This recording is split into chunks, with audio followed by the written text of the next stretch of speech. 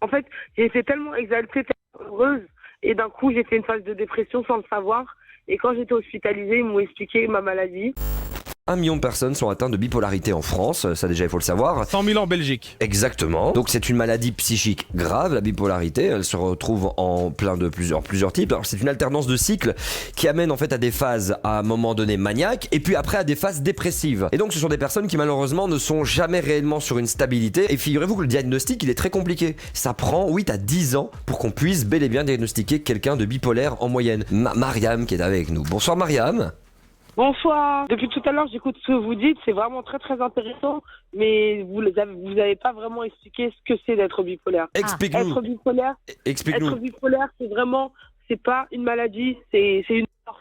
Moi, C'est quoi t'as dit C'est quoi t'as dit? C'est une force d'être bipolaire. C'est une force des bipolaires. Alors je précise quand même que les psychologues précisent bien que c'est une maladie. Mais ma première hospitalisation, ça a été la pire de toute ma vie parce que je suis restée 3 semaines enfermée dans une salle entre 4 murs avec un matelas gonflable. J'ai fait pipi, j'ai chié dans un seau. Aujourd'hui, j'ai 24 ans. Ouais. Et j'ai commencé à faire un épisode maniaque il y a 2 semaines. Je l'ai stoppé. D'ailleurs, là, je suis avec une de ma directrice générale de mon association. Elle est aussi bipolaire. Ah, Elle est aussi bonsoir. bipolaire. On salue. Bonsoir, madame. Et vous êtes ensemble bipolaire tu es où là pour l'instant Mariam? Là, je suis à Marseille. D'accord, mais je veux dire, t'es chez toi à la maison ou comment ça se passe? Non, je suis dans une clinique privée. On se disait en fait que la bipolarité, en fait, c'est dur à diagnostiquer. Moi, je le sais depuis que j'ai 4 ans. Mes parents le savent depuis que j'ai 15 ans, mais ils m'ont diagnostiqué à l'âge de 19 ans. Et il y a des questions qui arrivent en disant oui, mais elle nous raconte pas qu'est-ce qu'elle faisait en étant posez-moi bipolaire. des questions claires. Excuse-moi, On voudrait savoir ce que tu ressens. Moi, je voudrais quand tu es savoir. en bad. Ce que Et qu'est-ce je que ressens. Parce que tu as dit, j'ai vécu un événement qui a déclenché un épisode maniaco-dépressif, donc un épisode de bipolarité, un épisode maniaque. Je voudrais savoir qu'est-ce qui se passait dans ton comportement. J'ai dissocié la vérité, j'ai dissocié la réalité de la fiction. Clairement, je croyais que j'étais dans un Truman Show. c'est plutôt un délire paranoïaque alors dont tu parles. Exactement, c'est un délire paranoïaque. Quand on défend, en fait, j'ai été tellement exaltée, tellement heureuse, et d'un coup, j'ai fait une phase de dépression sans le savoir. Et quand j'étais hospitalisée, ils m'ont expliqué ma maladie. Et je le savais déjà. Quand le médecin, elle est rentrée dans ma chambre, et elle m'a dit, vous savez pourquoi vous êtes là? J'ai dit oui, je suis bipolaire. Et elle m'a dit oui. Avant, je la refusais. Car quand on nous diagnostique bipolaire, on refuse la réalité. On se dit non, c'est pas possible, on n'est pas bipolaire, on est juste spécial. Et les médecins, les psychiatres, ils n'arrivent pas à nous comprendre en fait.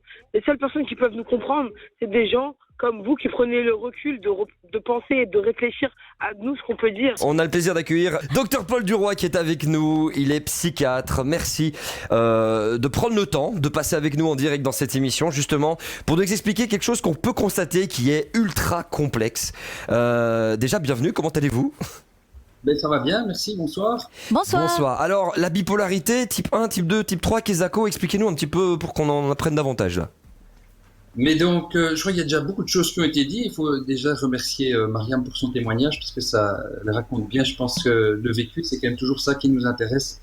D'abord, chez les patients, c'est d'abord leur vécu plutôt que le diagnostic. Le diagnostic est évidemment important pour nous, médecins.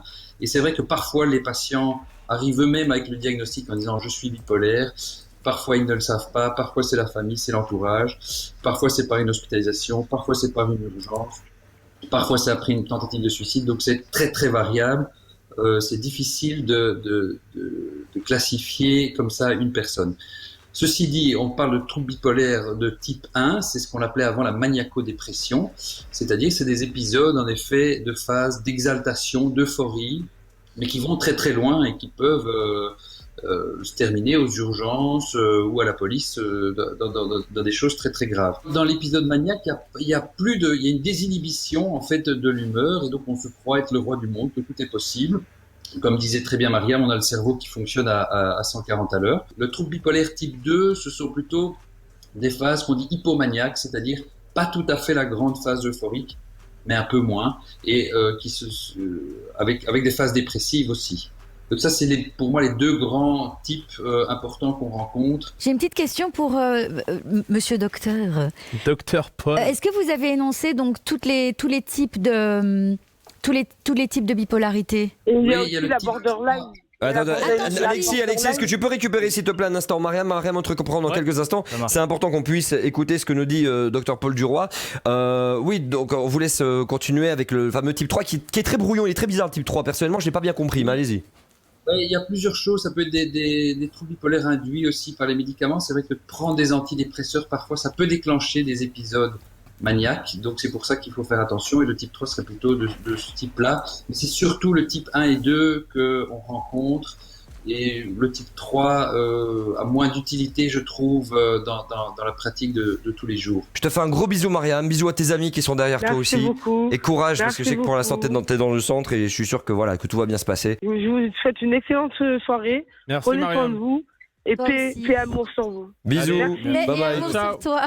Bye bye. Bon, docteur Duroy, on a vécu là en direct quelque chose que vous vivez souvent lors de vos consultations. Oui, c'est tout à fait des choses qu'on peut entendre, en effet, ce que Mariam a courageusement témoigné aujourd'hui. On peut avoir en effet des conversations qui vont très très vite, comme vous les expliquiez tout à l'heure, ce qui rend aussi ces gens très touchants, très intéressants, de ce qu'ils arrivent à faire de leurs difficultés, parce que c'est aussi, il faut le rappeler, d'abord aussi des très grandes souffrances que ces personnes peuvent traverser. Mais quand elles s'en sortent, il y a de très belles choses qui peuvent se passer. Eh ben, docteur Paul Duroy, merci beaucoup d'avoir pris le temps de passer à vous. dans cette émission. Donc voilà, merci à vous en tout cas. Merci beaucoup, bonne soirée. Au revoir, Merci. docteur. Bye bye. Merci à toi d'avoir regardé cette vidéo. N'hésite pas à t'abonner à la chaîne, activer la petite cloche, c'est très important. Et puis on a d'autres vidéos. Donc vas-y, tu choisis.